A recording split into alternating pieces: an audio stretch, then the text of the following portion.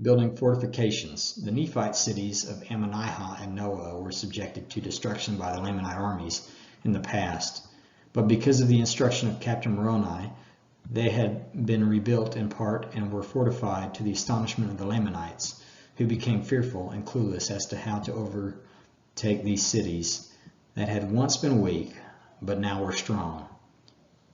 According to Albert Einstein, the definition of insanity is doing the same thing over and over again and expecting different results.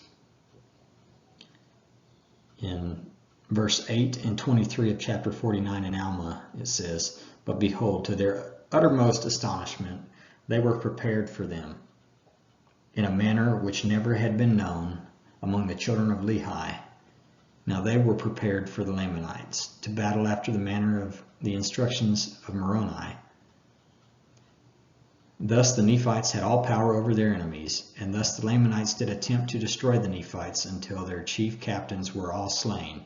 Yea, and more than 1,000 of the Lamanites were slain, while on the other hand, there was not a single soul of the Nephites which was slain."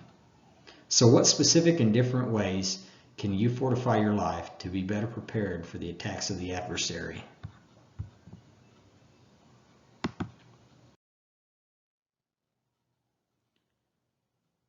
Moroni caused that the Lamanite prisoners should commence laboring in digging a ditch round about Bountiful.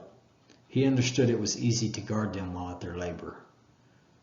Now we're going to talk about the fortification of work.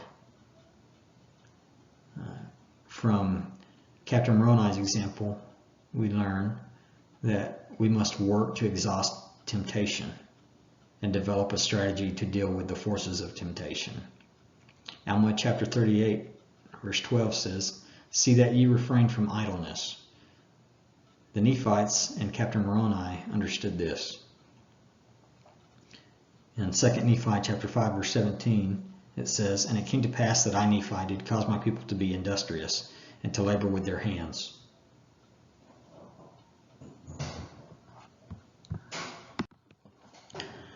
The Book of Mormon describes the Lamanites as a very indolent people, lazy and slothful. But as the Book of Mormon progresses towards the end, we see that they were able to understand the concept of industry and laboring with their hands.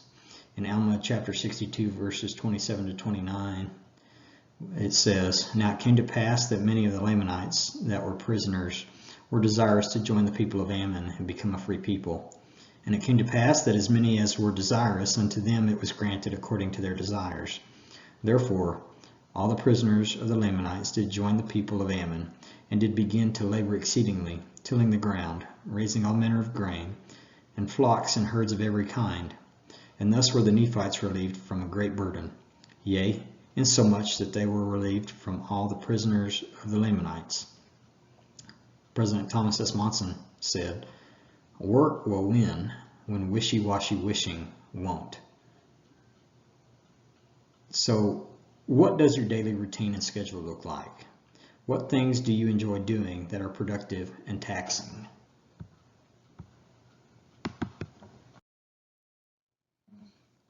Now we come to the fortification of gratitude. Gratitude is a powerful way of generating positive emotions now.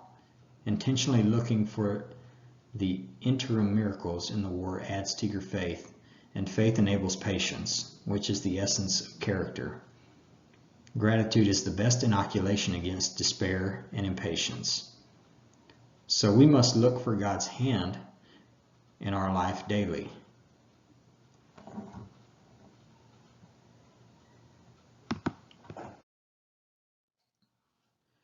And then comes the fortification of response.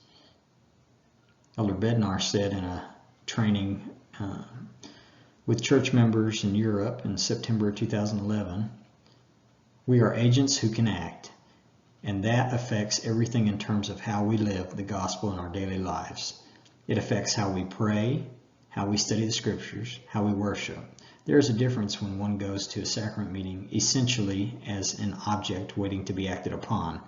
Feed me, give me something, as opposed to worshiping and sacrament meeting as an agent where we are acting, asking, seeking, and knocking.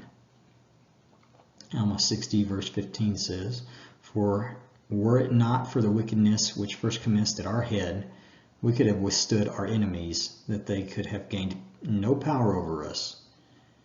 So, as we can see from that verse, you can predict lost battles by watching what happens in your head. And we must first learn to see danger signs far in advance, and then second, respond in a way that rejects the temptations.